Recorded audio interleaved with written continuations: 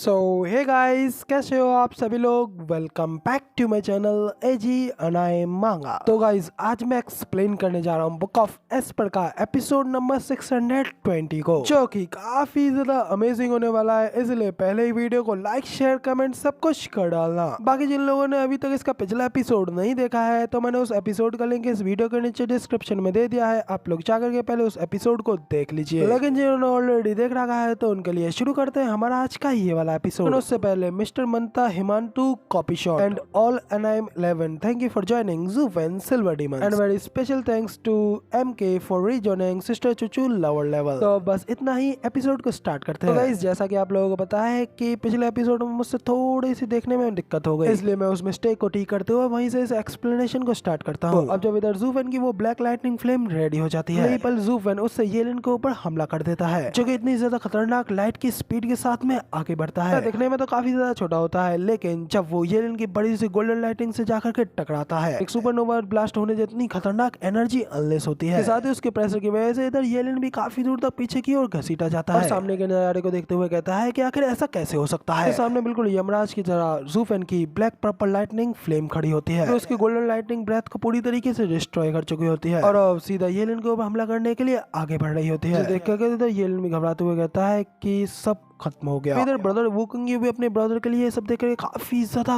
घबरा चुका होता है। तभी उसे वक्त स्पेस चीरते हुए गोल्डन कलर का बड़ा सा हाथ बाहर निकलता है। अचानक से ज़ूफेन के उस ब्लैक लाइटनिंग फ्लेम को अपनी मुट्ठी में पकड़ लेता है। ये देखकर के तो ज़ूफेन भी काफी ज्यादा शॉक हो गया होता है, क्योंकि अचानक से ज़ूफेन की फाइट के बीच में उसके हमले को रोकने वाला कोई और नहीं बल्कि एक्सीलेंट हायरन होते हैं। पोर्टल ओपन करते हुए खुद येलिन को बचाने के लिए आए होते हैं। इधर येलिन भी, जो कि ज़ूफेन के उस हमले से काफी ज्यादा डरा हुआ होता है, वो भी अचानक से हैरान होते हुए देखता है कि किसी के बड़े से स्पिरिचुअल हैंड ने उसकी जान बचा ली। इधर ज़ूफेन भी अपने कोल्ड लुक में एक्सीलेंट हायरन से पूछता है कि एक्सीलेंटेड हायरन, आखिर इस सब का क्या मतलब है? क्या आपको पता नहीं है कि अभी पूरी तरीके से टाइम खत्म नहीं हुआ है और डबल ड्रैगन गैदरिंग का एक रूल है, तब तक हम लोगों में से कोई एक हार न मान ले या फिर मर न जाए तब तक विनर डिसाइड नहीं होता। आप तो मुझसे ज्यादा इस रूल के बारे में अच्छे से जानते होंगे। सभी लोग यहाँ पे हमें देख रहे हैं, इसलिए आप जो चाहे यहाँ पे वो सब नहीं कर सकते। इस सबसे सिर्फ और सिर्फ डबल ड्रैगन गैदरिंग का ही नाम डूबेगा, जो कि आपने इतनी सालों से बनाया है। तो एक्सीलेंट हायरन भी अपने मन में सोचते हैं कि ये बच्चा बहुत ही ज्यादा जिद्दी है और मैं कुछ भी कर लूँ ये मेरी बातों से मानने वाला नहीं है। येलिन ने उसके स्पिरिचुअल एनिमल को काफी ज्यादा जख्मी कर दिया है, इस वजह से उसका इतना ज्यादा गुस्सा बाहर आया है। देख करके लगता है कि बिना किसी प्रॉपर एक्सप्लेनेशन के ये बिल्कुल भी नहीं रुकने वाला, इसलिए एक्सीलेंट हायरन सीधा येलिन से ही मैच को खत्म करके हार मानने के लिए कह देते हैं। येलिन में गुस्से में दांत पीसते हुए अपने मन में कहता है कि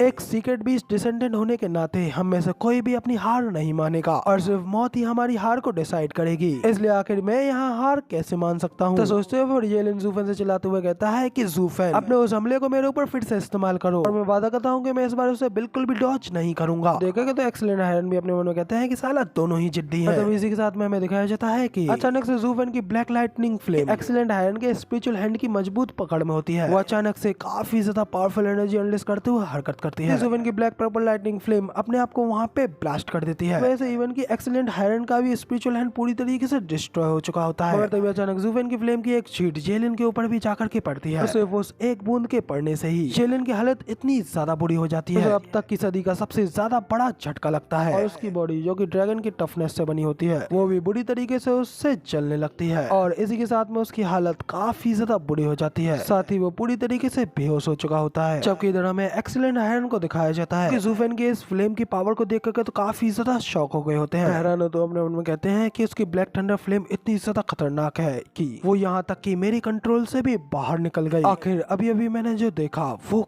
क्या था। इसके साथ ही फिर हमें इधर येलिन की ओर दिखाया जाता है, जो कि की फ्लेम के उस हमले को सहने के बाद मैं पूरी तरीके से अनकॉन्शियस हो चुका होता है, फिर वो बुरी तरीके से जख्मी होते हुए सीधे नीचे जमीन पर गिरने लगता है। मगर जैसे ही अगले ही पल वो नीचे जमीन पर गिरने ही वाला होता है, जमीन पर टकराने से पहले ही बीच में ब्रदर वुकुंगी आकर के उसे बचा लेते हैं और उसे बेहोशी की हालत में ही अपनी गोद में उठाते हुए नीचे जमीन पर ले आते हैं। इसके साथ में बाहर से यानमो भी येलिन की इस हालत को देखते हुए अपने मन में कहता है, ज़ूफेन वाकई में एक फ्रिकिंग सीवेज मॉन्स्टर है। वो यहाँ तक कि सभी लोगों के सामने उस बंदे को भी जख्मी करने में कामयाब हो गया, क्योंकि खुद एक्सीलेंटेड की प्रोटेक्शन में था। कहीं मैं ऐसा आज तक कभी नहीं हुआ और इससे ये पूरा का पूरा एंटायर वेस्टलैंड उसे जान जाएगा और वो यहाँ तक कि एक दिन वेस्टलैंड का सबसे बेस्ट भी माना जाएगा। जबकि इधर इसी के साथ में हमें एक्सीलेंटेड बाइमी को भी दिखाया जाता है कि वहीं अपनी पुरानी जगह पे ही खड़े होते हैं। सामने के नजारे को देखते हुए अपने मन में कहते हैं कि यहाँ तक कि वो ओल्ड मैन हायरन टाइम पे भी पहुंच गया, फिर भी उसके होते हुए भी इस तरीके की घटना घटी जो कि वाकई में बिल्कुल ही अनबिलीवेबल है। और इस लड़के की ये थंडर फ्लेम वाकई में काफी ज्यादा अजीब है, जिसने कि यहाँ तक कि हायरन की ड्रैगन क्ला को भी डिस्ट्रॉय कर दिया। ये वाकई में ट्रूली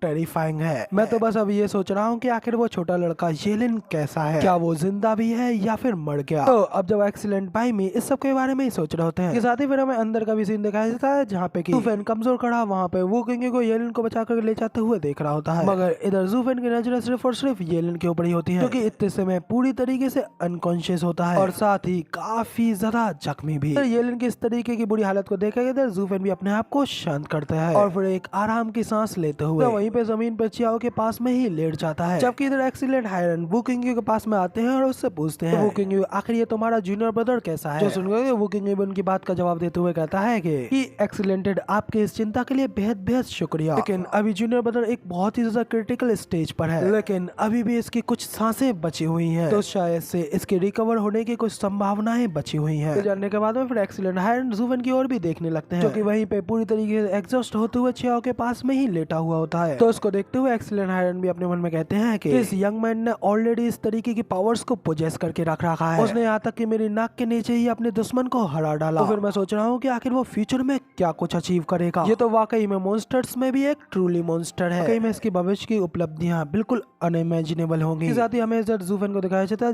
जैसे कि पता चलता है कि येलिन अभी भी सांस ले रहा है, इंटरनली काफी ज्यादा जख्मी होते हुए भी खून खांसते हुए कहता है तो वो अभी भी इस सब के बाद में सांस ले रहा है। ये सब कुछ इस कमीने ओल्ड कोट की ही गलती है, इसने मेरी थंडर फ्लेम की ज्यादातर पावर्स को बर्बाद कर डाला और सिर्फ आखिर में उसकी एक बूंदी रह गई। जबकि एक्सीलेंट हायरन भी ज़ूफेन की ये सारी बातें सुनकर के हंसते हुए कहते हैं कि ये ओल्ड कोट अभी भी यही है और ये मत सोचना कि तुम जो बड़बड़ा रहे हो वो मैं नहीं सुन पा रहा हूँ, और क्या इस सब से तुम मुझे और भी ज्यादा बुरा दिखाने की कोशिश कर रहे हो। तुम्हारी ये लड़का येलिन, तुम दोनों ही हमारे वेस्टलैंड के सबसे रेयर टैलेंट हो, इसलिए हम तुम दोनों में से किसी को भी मरता हुआ देखना नहीं चाहते। और मैं भले ही यहाँ पर येलिन को बचाने के लिए आया, लेकिन अगर उसकी जगह पर तुम होते तो फिर मैं तुम्हारे लिए भी बिल्कुल यही करता। जब ज़ूफेन भी एक्सीलेंट हायरन की ये सारी बातें सुनता है तो वो अपनी फ्लेम की उस पावर के बारे में सोचते हुए अपने मन में कहता है कि मैंने नहीं सोचा था कि मेरी थंडर फ्लेम इतनी ज्यादा पावरफुल होगी, यहाँ तक कि वो एक्सीलेंट हायरन के कंट्रोल से भी बाहर निकल करके ये सब कर पाएगी। मगर खैर मैंने इस कमीने छोटे बच्चे को काफी ज्यादा घायल कर दिया है, जो कि मेरे चियाओ के रिवेंज के लिए शायद काफी है। इसी के साथ फिर हमें दिखाया जाता है कि जैसे ही 6 घंटे कंप्लीट होते हैं, फाइट का टाइम खत्म हो जाता है, एग्जिट अरे ऑटोमेटिकली ओपन हो जाती है, जिसके साथ ही फिर एक्सीलेंट हायरन भी वहां से जाते हुए कहते हैं कि अब फाइट का समय समाप्त हो चुका है और अब लड़ाई का फैसला जज पर निर्भर करता है। इसी के साथ ही एक्सीलेंट हायरन के पीछे हुए ब्रदर वू किंग भी अपने जूनियर ब्रदर को लेकर के वहां से एग्जिट गेट से सुमेरु वर्ल्ड से बाहर निकल चुके हुए होते हैं, और साथ ही उसकी सारी की सारी टीम भी, जिसके साथ ही फिर हमें ज़ूफेन की टीम को भी दिखाया जाता है जहाँ पे कि कुई लैंग ने ज़ूफेन को अपनी पीठ पर उठा लिया होता है और की चेंगलोंग ज़ूफेन को उसकी रिंग लौटाते हुए कहता है कि स्टीवर्ट ज़ू, जैसा कि आपने हमें इंस्ट्रक्शन दिया था, हमने आपके स्पिरिचुअल बीस्ट को आपके इस रिंग में डाल दिया है। इसके साथ ही इधर ज़ूफेन भी की चेंगलोंग से अपनी उस रिंग को ले लेता है और फिर चियाओ के बारे में सोचते हुए अपनी उस रिंग को देखने लगता है, और साथ ही फिर वो अपनी मुट्ठी बंद करते हुए उसे रख लेता है। इसी के साथ ही ज़ूफेन के बाकी के सभी साथी भी एक एक करके वहाँ से बाहर जाने लगते हैं। उन लोगों को जाते हुए देख करके डन किंग शेन भी कहता है कि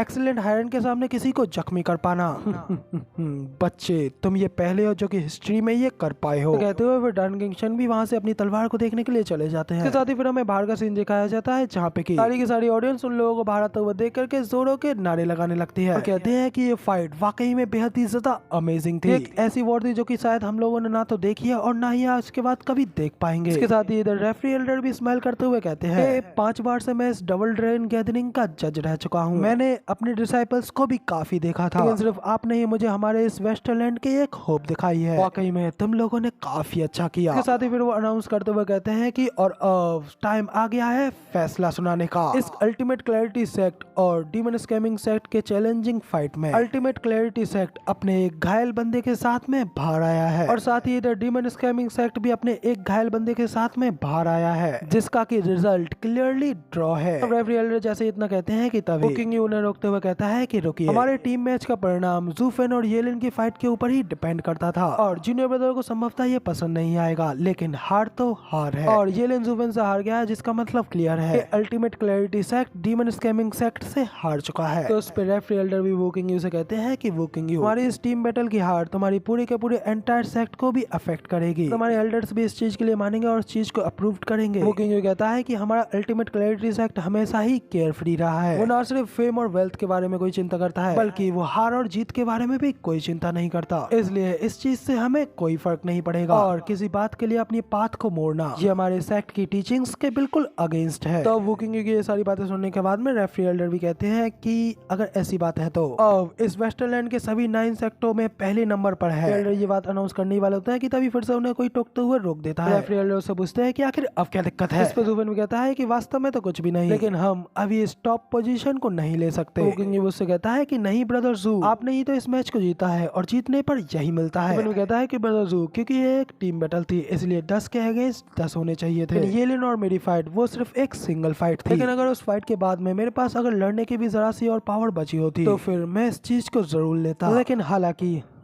तुम सभी लोग मेरी इस स्थिति को देख सकते हो, हमारे बाकी के डिसाइबल्स का तो तुम लोगों के सामने कोई मैच ही नहीं था, इसीलिए इस टीम बैटल में हम लोग हारे हैं। मैं भले ही एक अच्छा इंसान नहीं हूँ, लेकिन मैं जो कुछ भी करता हूँ वो ओपनली करता हूँ, इसलिए मैं जितना डिजर्व करता हूँ मैं उससे ज्यादा नहीं लेता। इसलिए मैं इस चीज को बिल्कुल भी स्वीकार नहीं कर सकता, और ना तो फिर मैं इसे तुम लोगों का दिया हुआ दान समझूंगा, और ये चीज मेरे लिए अपमान से अधिक कुछ भी नहीं है। ब्रदर ज़ूफेन की ये सारी बातें सुनकर तो ब्रदर वू किंग भी काफी ज्यादा हैरानगी से ज़ूफेन को ही देखने लगता है और उसे पूरी रेस्पेक्ट के साथ में ग्रीट करते हुए कहता है कि ब्रदर जू, तुम भले ही एक डिमोनिक कल्टिवेटर हो, मगर तुम वाकई में एक सच्चे जेंटलमैन हो। इधर हमारा हीरो भी एक आइकॉनिक डायलॉग मारते हुए कहता है कि मैं कोई जेंटलमैन नहीं बल्कि एक प्राउडेड विलन हूँ।